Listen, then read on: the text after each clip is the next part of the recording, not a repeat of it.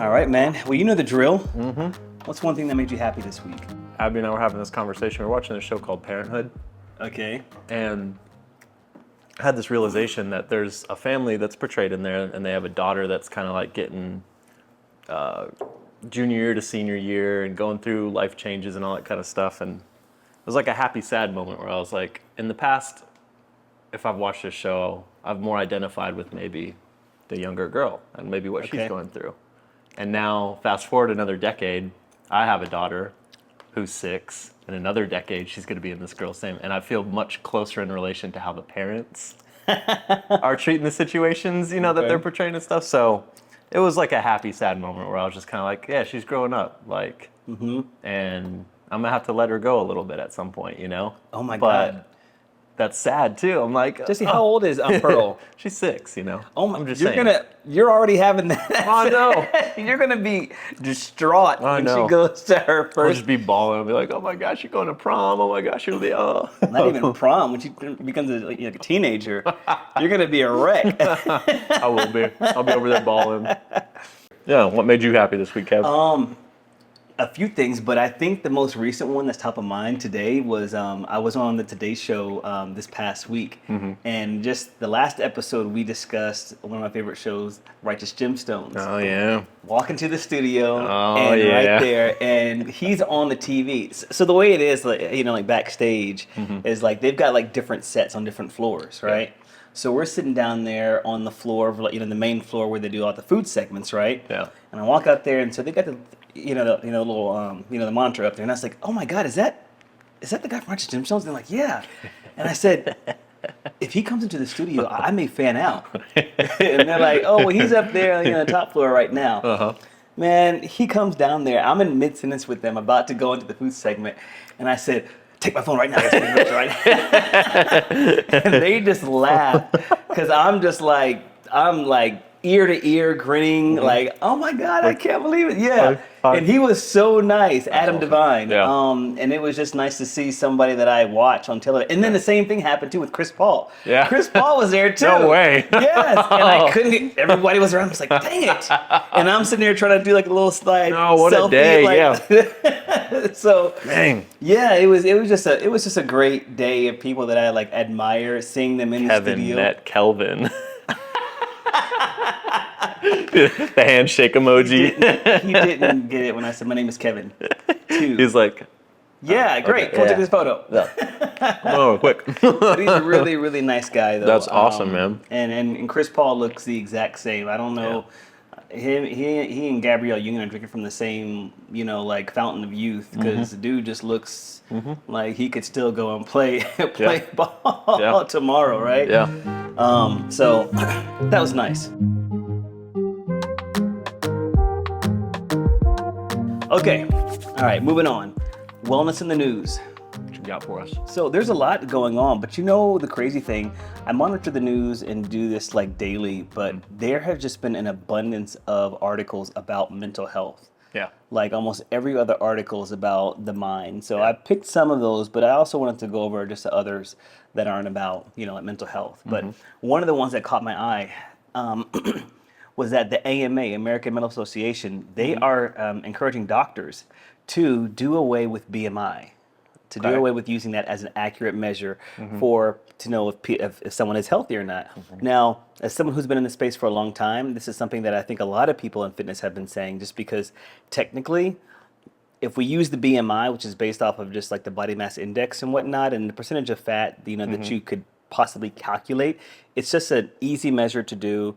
It's universal. It doesn't cost anything for people to calculate their own like BMI. Yeah. But it's not exactly accurate and tells the full story. Okay. But depending on your weight, it'll tell you whether or not like you're obese. I have been obese since I started my wellness journey. Okay. Like always been obese. It's because of that marker. Because that marker. Identified by BMI.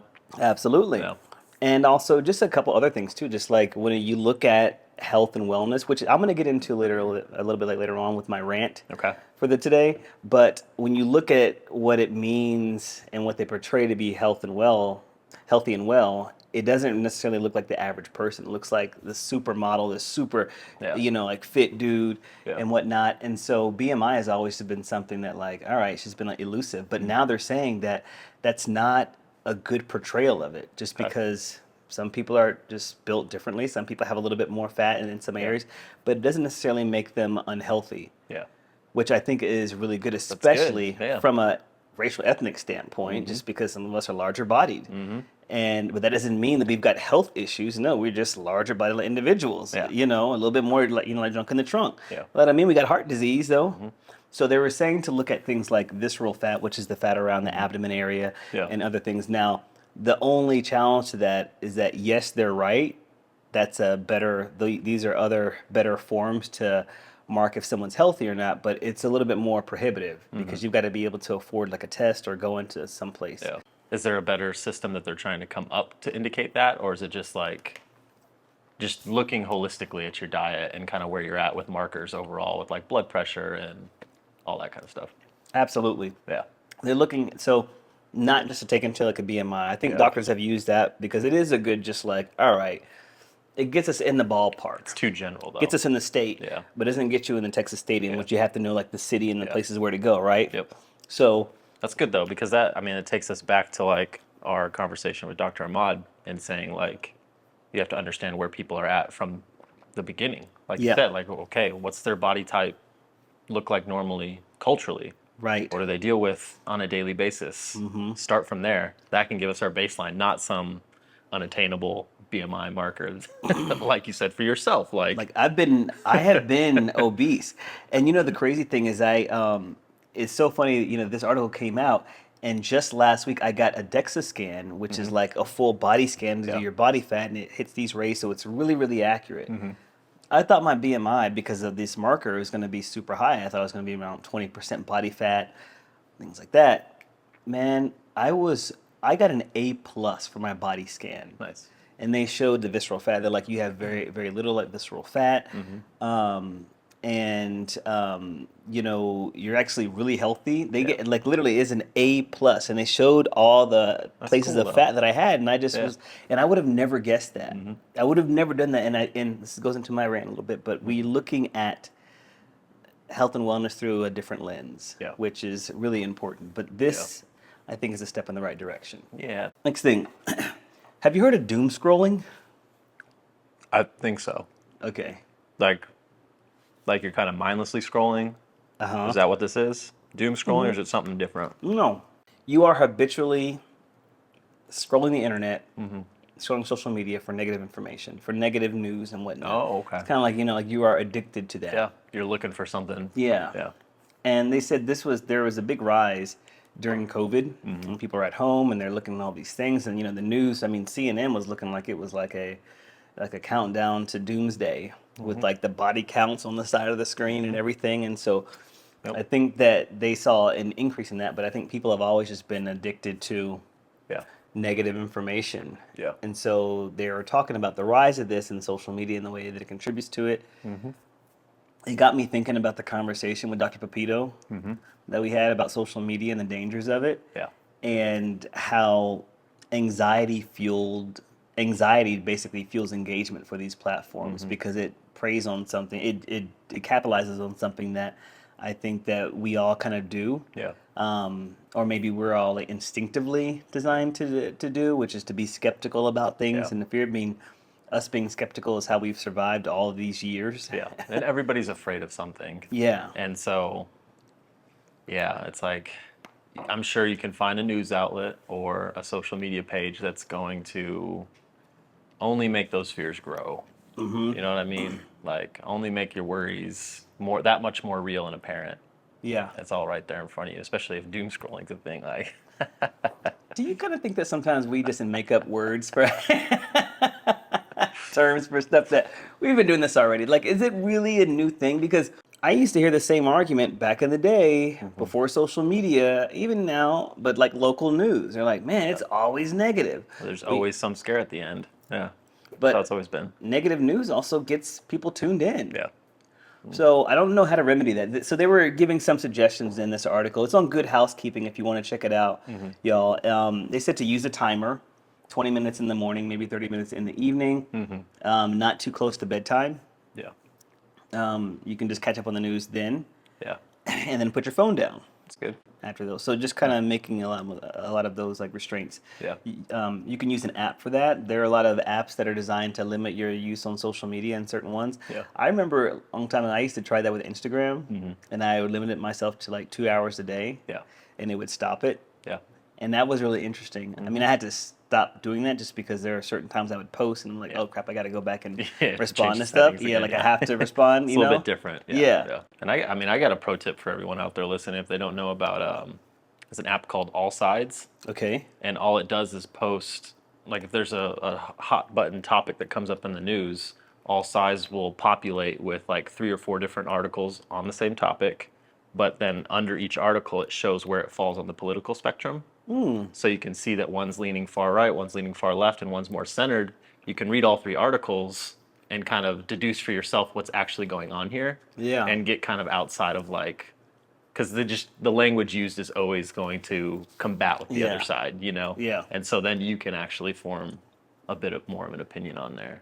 I use Reuters, AP, and New York Times. I subscribe to those. I actually pay for the news Yeah. because I think I just really like investigative journalism. And The I think Hill, The Reuters, Hill, they're more yes. center aligned, like It's just investigative journalism, stuff like that. So, and then they've got an article from something called The Intercept, which is noted as being far left, and then Fox News, far to the right. So, and it all varies by I've never article. heard of this. But yeah, it's kind of cool. Intercept. Yeah. Okay.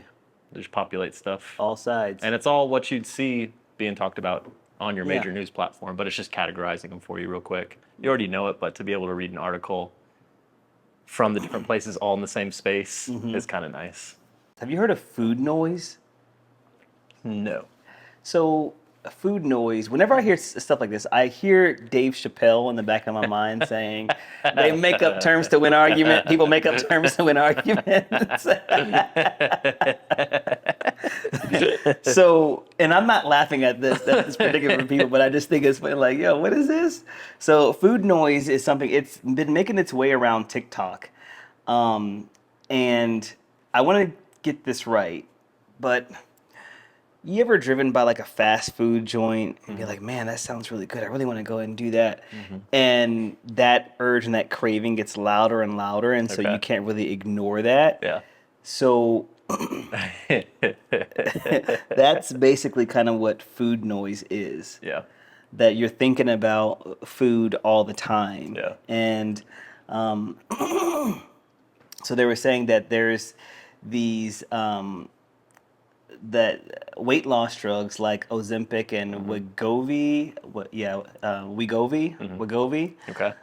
has been clearing up food noise for people. It reminds me of what we talked about in the first episode with Yeah. Ozempic and the addiction, and people are going away from craving. that in the craving stuff. Yeah. And so, I wonder though if with things like this and the food noise and them touting drugs to help out with that and not to be so overly infatuated with food noise, Yeah. with food. And really, and I should say too, the article goes on here to say too that that food noise has kind of maybe been around for a while. Some researchers were calling it hedonic hunger, Okay. which is an intense preoccupation with eating food for the purpose of pleasure. I know that there's lots of people that talk about when they are on a diet, they're thinking more about food because they're supposed to be on this regimented thing. And so it's like automatically you're just pushing yourself to always be having food noise. Like instead of eating quality whole foods, filling yourself up, Right. having enough protein, carbs, like all the things to fill you up, do what works for you and be satiated, Well, it's funny because when I read the article, the first person that kind of came to mind with this food noise was not a person who struggles with like obesity, Yeah. but the people who are in health and wellness. Yeah, of course. The fitness models, the bodybuilders. You know why? Because they are on these really strict regimented diets Yeah. that are, they get them to their body goals, but they may not be as nutritionally balanced. And I know people are going to come after me for that, but it's the truth. It is. You know, a lot of that stuff is, you know, you are depleting yourself for a reason so you can get like a certain look. So when you're craving things like salt or sugar, oftentimes it's not the fact that you're hungry, it's that you are nutrient Your deficient body's telling you. in this Yeah. area. And if you just eat some of this, then Yeah. you won't be craving those Yeah. things as much. And so I think food noise has a lot to do Yeah. with nutritional deficiency, and so I think of the people who are the most well that struggle with food noise because they are Yeah. restricting themselves from this. And people, oh man, man, you know what? I wish I could eat this. It tastes so good. I can't. Not Well, to you want to just mention, eat it. yeah, I mean, food Instagram is inundated with fear mongering around certain types of food as well. Yeah. And it's just like, that's a whole nother level of food noise, I'm sure. You're always thinking about what you can and cannot eat and how you shouldn't have this because it has plastic and blah, blah. And it's just like, Whew. that's too much. And I think Abby told me she was listening to someone talk about a study that was mentioning that having that amount of stress around quote unhealthy food will cause just as much damage to you and your body because of the stress Oh, than the quote unhealthy food that you should not be consuming. Like you're better off because in a sense, like just making an example here, but like having a McDonald's cheeseburger eat the cake, and no anime. stress and move on and have a regular good old meal later, you know, than stressing about the fact that you put that into your body and it's taking years off. No, the stress is taking years off your life. Yeah. Not this cheeseburger. Like, Right. No, it's such a, and if we can understand that, then we can also, if you can understand that concept, Yeah. then you can also understand social determinants of health and stress being one of those. Yep. That like when people have a high level of stress in their life, it does impact their overall health and wellness. So yes, you can be the healthiest person in the world, you can be the most paid person in the world, but if you're beating yourself up yeah. about about what you're putting into your body, that deteriorates your health too. The same way that a person who's got the pressures of life and you know like economy Yep. is going to be beaten up on them as well. And so yeah, I think a lot of that. I mean, it's so they're all linked together. Yeah. So I don't think yeah, like we can call it food noise. We can invent some other word for it, you know, term. But I think at the end of the day, what we just need to do is we need to get back to showing people just how to embrace food and not fear it. But Yeah. our culture of food and our culture in general now, I feel like it's just based off of fear, which goes back to the very Yeah. first article that we were talking about today with doom scrolling. How it's like it's so engaging. Yeah, but this article is talking about how medication can suppress food noise. Yeah. The active ingredient in Ozempic and Wegovy is semaglutide, and it's a compound that affects the areas in the brain that regulate appetite. It also prompts the stomach to empty more slowly, making people taking the medication feel fuller faster for longer. Yeah. That's great. There is a population of people that actually need that. I think that medication can be a great thing for some Definitely. people. I don't think that it needs to be for everybody. Yeah. I think that maybe we should try a few things. I think fundamentally we just have an unhealthy relationship with food. Yeah. And we've been taught that. Yeah. And so it takes some years. So since we've been taught that, we've been taught that over time. So it's not like you can just stop doing it in one day and just reverse everything. It's going to take some undoing, some unlearning Yeah. of some of these habits and some of these thoughts about food. And lastly, we're going to end on some food. Our gut and our mind are intrinsically linked, and that the microbiome or the unique collection of the gut microbiomes can be a determinant of the amount of anxiety that we have within our system. The highest concentration of serotonin is like in this gut, Okay. right? And so what we honestly put into our bodies and what we eat, it does affect our mood. We never really kind of understood that until recently. Yeah. Understanding the best foods to eat for that. This is from nutritionists. So you can go onto prevention.com, y'all.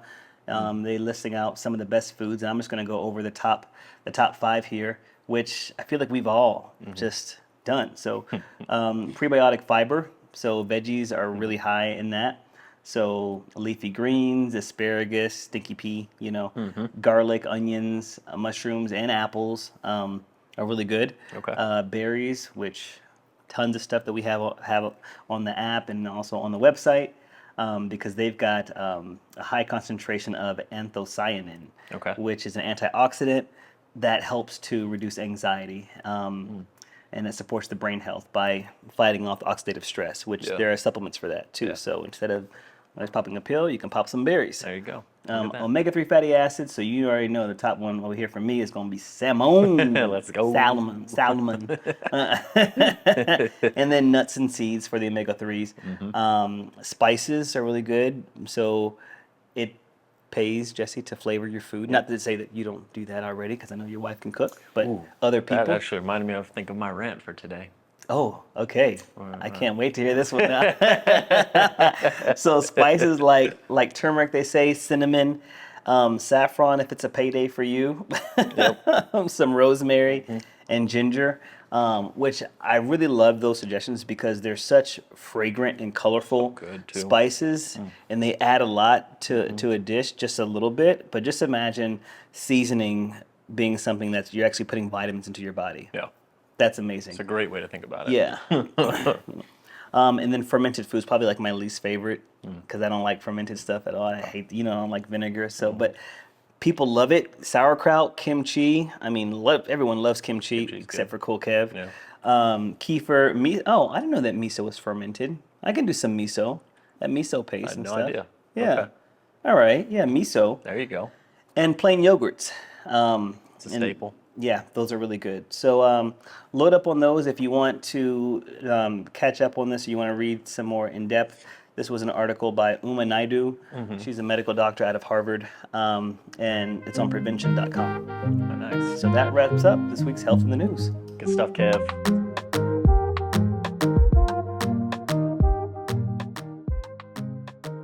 What's on your mind?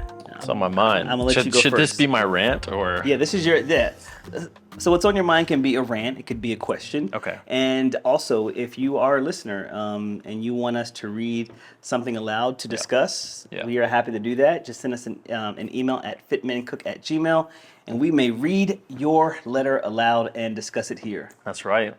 We will. I've always heard that people from the Midwest maybe don't like as much salt as people from the South, okay? But I experienced it for the first time. I won't say where I was. I was in the Midwest somewhere.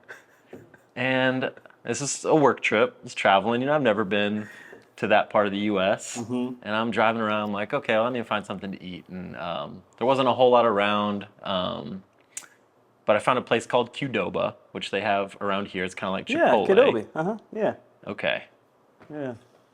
I go in there. I'm excited. I'm going to make my little bowl. I'm getting some adobe chicken, it was like a mango habanero salsa, white rice, black beans, some fajita veggies. Like, I was excited, right?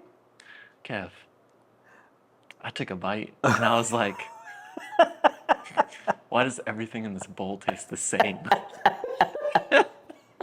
Wait, maybe I got COVID. Let me was give just me sitting the there, I was COVID like, test. I'm going to try these veggies. I'm like, they taste kind of like a bell pepper, but like no nothing else. Like, and I'm like trying the chicken. I'm like, it's like chicken. It's like adobo chicken. Like, and I was like, what? Okay, it was a fluke. Maybe they just forgot. Yeah. Bad day for a worker there or something like that. Whatever. Ate the food, moved on with my life.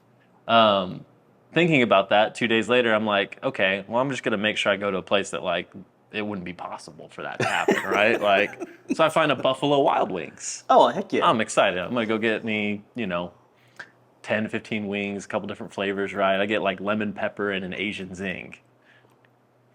Kev, again, wings, a dry rub, lemon pepper. Lemon pepper is salt. Okay, so I'm telling you, it had flavor this time around, but it literally was probably like half the amount of seasoning that you would find at a Buffalo Wild Wings in Texas. No. My mind was blown. Did you? Okay, now I am curious because I've heard this before. The best, it's just, food's different up there, man. It really is. Let me tell you, like, there was a couple people I were working with that were at these stores, and I was just kind of making small talk with them and like, hey, yeah, do you guys have any suggestions on like where to eat, and I made the mistake of asking them the question of like, is there any food people, that's like you guys are known for or something like that? It was like crickets. Yeah. Mm-hmm. And I'm sitting there, and they're like, oh yeah, don't you know there's a good burger place I know what down you're there? gonna say. I knew it. I was like, they're gonna say some tacos. You get some good tacos over there. Some taco. Oh no, I don't want nothing Oh like. man, it was wild. So I was a little depressed food-wise that whole week. You probably lost some weight. You came back. Abby's like, wow, you look great. Looking slim, yeah. Yeah. Dad, bod where? Find nothing to eat. I've heard recipes and seasoning changing from country to country, Yeah. but not region to region inside of the same country. Like it's just Yeah. like that's wild to me. These places that you're talking about these are staple recipes. Like they have a rubric. Yeah. So there's something that's going on behind the scenes. Then they're like, oh, maybe Yeah. up here in this area of the U.S. they may not like as much salt. Yeah. Yeah. Huh. Yeah. I don't know. I was just surprised, and I don't think I'll ever leave the southern part of the U.S. So I know you're not lying because I was researching some Midwest recipes to prank somebody, and boy, the prank was on me. You're just like, wow. Jesse, Yeah. and this was a full recipe. I'm not kidding. And if you're listening from the Midwest, I encourage you to write us. Yeah. And please do. and help Let us us to know. put some respect on your region. Yeah. Show us something we've been missing. Yeah, tell me, and I will make it. But if it's like anyway, I won't get it.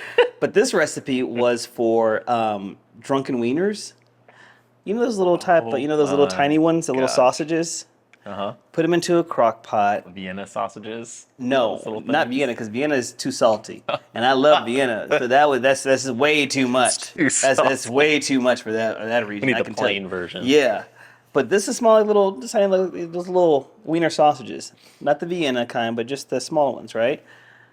Put those into a crock pot, add beer, and they boil them. And I was thinking like, well, let me get to the rest of the recipe, and there's probably something I'm missing in here. Ooh. They were boiled wieners. Boiled wieners in beer. Who asked for that? Who would even think Man, to? I know it gets cold up there, and there's probably not much to do in the winter, dang. but boiled wieners, I mean, like just throw a hot dog on the grill. you know what? And now that you say that, it kind of reminds me a little bit of the food in Iceland. Iceland now, they have cuisine, right? So it's a little bit different, but Like lots of seafood, I would think. yeah. Right? Yeah. But back in the day, like some of the things that they were kind of showing us, I'm just like, ooh, this is just. Yeah. Man, it's just not as. I probably need a little bit more salt in here for me. Some of they have great cuisine, and the way I was eating puffin and whale and all kinds of stuff, right? Lots of stuff. Yeah. Yeah, but that was at a nice like gourmet restaurant. Yeah. But some of the other stuff just casually going. I was like, oh man, I would have. But because food had to be preserved back in the day because it was so cold, Yeah. then I don't think that seasoning was the first thing on their minds as much as it was like. Just making sure that they had food. Yeah. Yeah. So now that you said that about the winters, I was like, maybe there is something to be said, like just growing up culturally and like, yeah, we're just trying to nourish ourselves because Yeah. these winters are terrible. Yeah.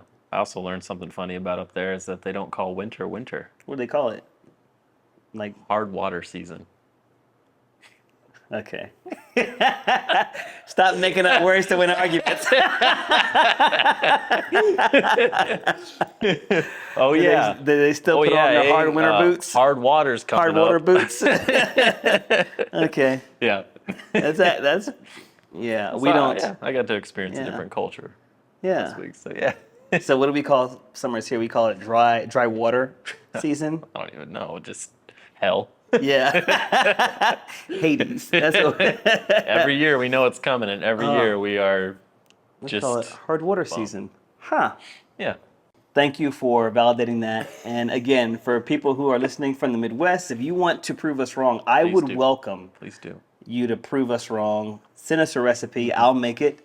And don't try to be funny and add a whole bunch of salt now that we're Uh-huh. talking about Oh, it. Because we're yeah. going to Just Google the recipe. double the recipe real quick. Yeah. Yeah, I'm going to Google it and be like, this person tried to be slick. Get us his boiled wieners again. Oh my I had to put a God. little barbecue sauce in mine. Yuck. Okay.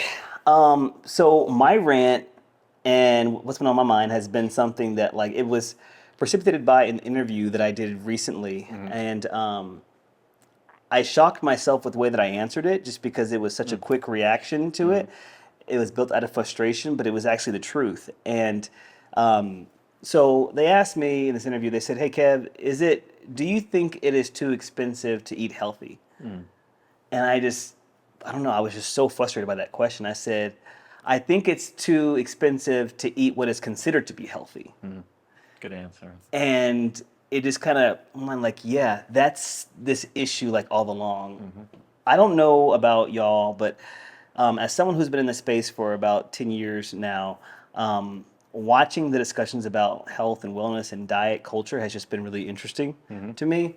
But one thing that I'm seeing more and more of that the non-dietitian lady was talking about is this whole idea of morality and dieting and wellness. Yeah. Like people are wrapping it into one, and it is becoming this elitist type of culture where like you have to be able to buy certain foods, go to certain places that are really cost prohibitive for literally 95% of Americans. Yep.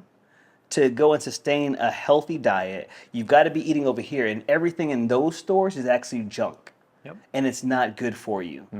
And it's been making me like my blood boils behind the scenes when I see a lot of the people that I've been following like for years walk into a grocery store and be like, we're gonna go and pick out all of the unhealthy things on the junk food aisle. Well, first off, you're in the junk food aisle in the middle of a Walmart.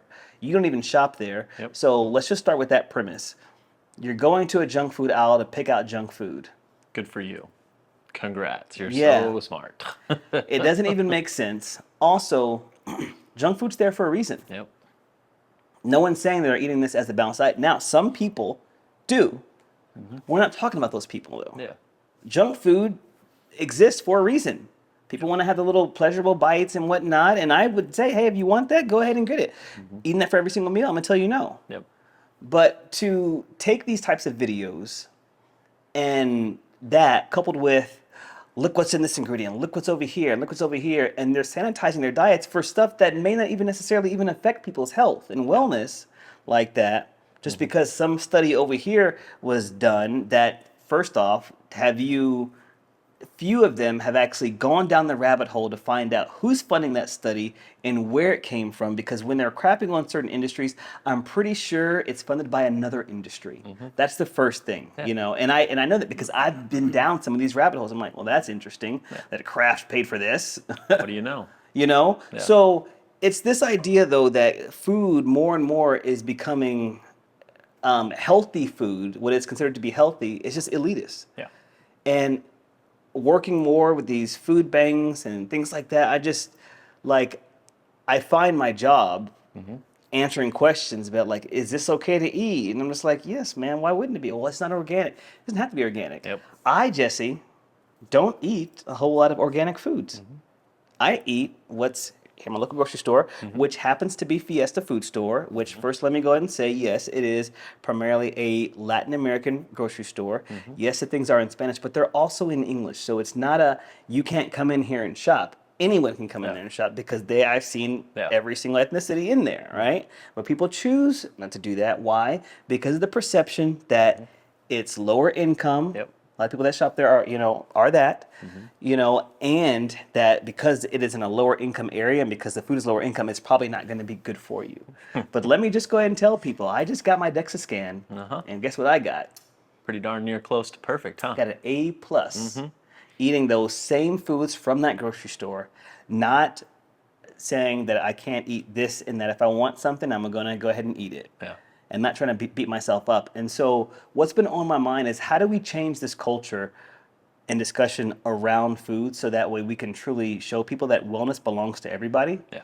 It's not to the people who can just afford it. Yeah. It's not to the people who who live in certain areas, but we've got to be able to show people. I think that's a bigger challenge for us. Yeah. That's a for you, for people listening to this and you've got a big channel and stuff, or you just even have an audience. Oh, that's a much bigger challenge and much more noble challenge. Yep. Honestly, to show people that like, hey, you can take this little and make it a lot for your health. Like that's a fascinating thing. Yeah. But I know that's not going to get you the likes. And just wait till the end of the video too to see what product they're pushing on you as the alternative. So All that'll be of a the sudden, real indicator right there. didn't know that this is Don't eat all these protein powder. Buy mine because it's perfect. people get so angry about talking about income disparity. Like I get ugly messages about that. Just a simple video like, "Hey y'all, this is what it's like for certain areas. Here, you can be a part of the solution." And well, they shouldn't be doing this. And if they were in their own neighborhood, like of course. And I'm gonna say something too that's gonna piss people off. They're gonna be like, Kev, you're always focusing on that one person. There's always gonna be that one person out there that says that. Well, let me tell you about that one person. It's not just one. It's not one. If it was one, then the problem would be solved. It's a lot of people. Yeah. So it takes us collectively Yeah. to actually make a statement to show that health and wellness can be affordable where you are. Yeah. You don't have to spend the most money on these organic products and things that you think would actually be healthy for you, because oftentimes they're not. Yeah. There's no the same people. Heart disease does not discriminate. Yeah. You can buy all that stuff from Erewhon and be just as unhealthy as the person who buys the stuff on food stamps. Yep. It does not matter. What matters are your food choices. What matters is the variety. What matters is the way that you prepare the food. What matters is your portion control. And that's something that we can actually teach people to go ahead and do regardless of income. So let's do more of that instead of creating this morality around wellness that like, oh, because I buy this, I'm better than that person. You're actually not. Yep. That's the biggest thing that I always see when I'm like, obviously working with you, I see tons of stuff online in the health and wellness space, just because of how the algorithms are tailored, right? And so it's like, it is just wild how many people I see that are touting some sort of fear-mongering message around something as simple as like oatmeal, for example. I've seen in the recent week saying that oatmeal should not be eaten for breakfast. Oh my God. And I'm just like, I'm not even an expert. I'm an average day Joe, and I can tell you that thing is BS because I can go to his bio and click on and see all the alternative things he wants you to have instead. And this is what's crazy to me. The health and wellness industry, like as far as revenue, is closely approaching, if not more, than our pharmaceutical stuff that lots of people that are in those health and wellness spaces tout as like, oh, you can't trust them because it's all about money and blah, blah, blah.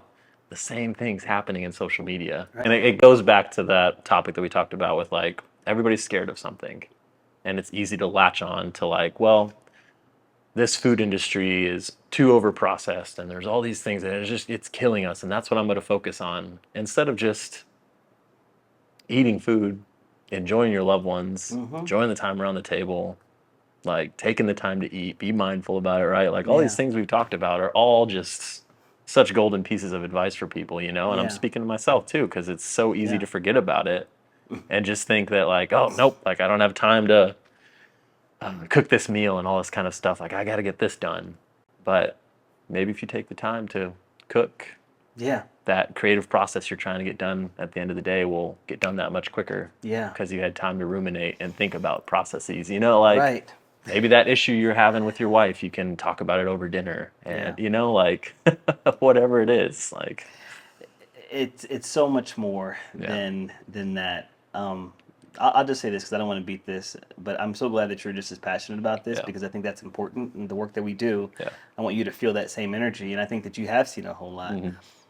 A week and a half ago, I think I was at I do this work for this food pantry, and we have a Wellness Wednesday, and it's one of the first ones I've done, and so they were sending me all the ingredients that they were going to be given to the families that week.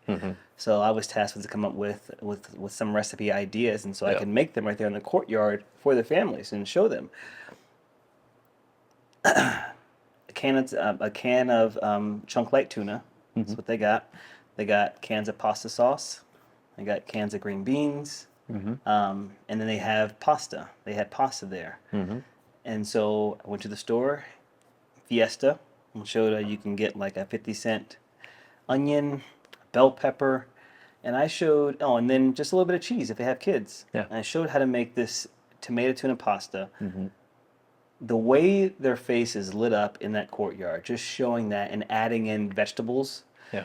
they felt over, like, I'm not kidding. They were just like, I can't wait to go home and make this right now. This is so good. Yeah. Great. And it tastes good. You can't even taste the tuna at all. And I was like, no. And it's high in protein. It's this and that. And they're just eating it all up. And I'm just saying, like, this is what people need to see. Yeah. Like, this is why what we do in social media actually matters. Yeah. Like, this is seeing hope restored. I think Dr. Tam was talking about that in our first episode in the podcast about happiness and what makes her happy, right? Seeing hope restored for people. Yeah. And the possibility. Yeah. And so I think, what more noble thing can you do than to than to teach a person how to fish so they can eat for a lifetime? Yeah. Exactly. What more noble thing is that? Leave stuff to everyone alone. Rich people are gonna be just fine. Yep. Get your money. Yep. I ain't gonna get your money, but balance that with the fact that you're talking to 1%. Yep. I mean, you're catering to the 1%, and 99% is listening. Yep. That's all. Yep.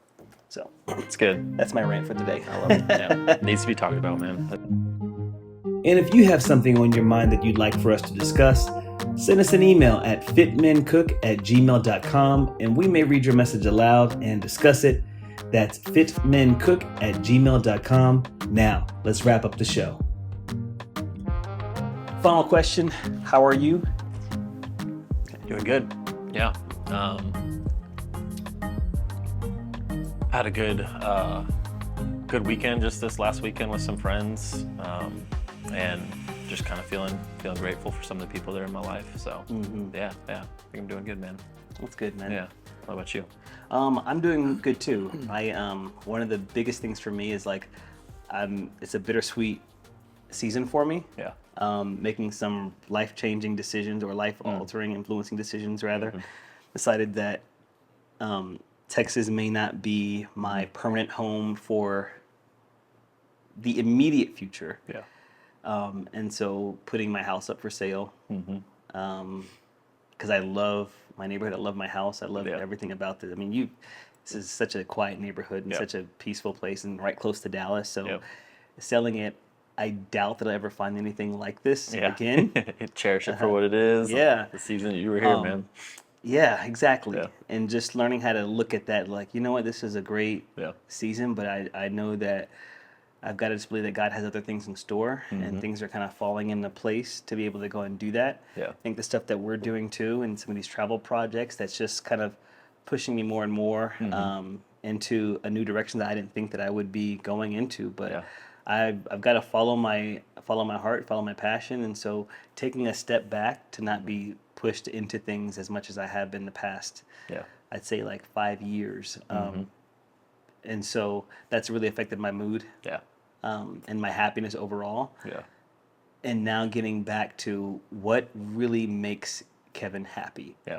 That was one of the hardest questions that my therapist asked me. And I was like, I don't know. But now I'm doing a lot of those things so that things can become clear for me. So That's awesome. I'm doing well. Man, yeah. Well, cheers to new stuff and The new stuff. feeling a little bit more freedom, I would say, right? Yeah. Like, you know. Yes. Focusing on what you said, like cherishing the good moments, and then just getting ready for the new, allowing those things to happen, and not being in my head about them. As much. I think that was kind of why I was saying is just feeling grateful too. Is just kind of like I said in what was making me happy. Like, my kids are getting older. It happens fast. Abby and I always are having conversations about like, it's so easy to get frustrated, but like my mom will always remind me that it's a short season. Like, when they're little, they're going to get older. Like, problems are going to shift and change, you know. And it's just like, like, be grateful for the time that we have with it now, because it is easier in a sense. Like, people get older, issues arise, like stuff happens, you know, it's more tough to deal with. But like just that simple youth, little kids, imaginative, like they think you're the greatest thing in the world, like, hold on to that as long as I can. So, Amen to that, man. Yeah. Amen. Cheers. Cheers, man. Until next week. Next week. Tapped it on the table like I was going to take I a know, shot. me too. I did the same. I was like, Kevin, what are you doing? You know what we've been doing. Thank you for listening to At the Table. Remember, you can catch up and watch full episodes on YouTube on the Fit Men Cook channel. And if you enjoy the podcast, please consider giving us a 5-star review on whatever platform you're listening on. In the meantime, be kind to yourself, to each other, and break bread. See you next week.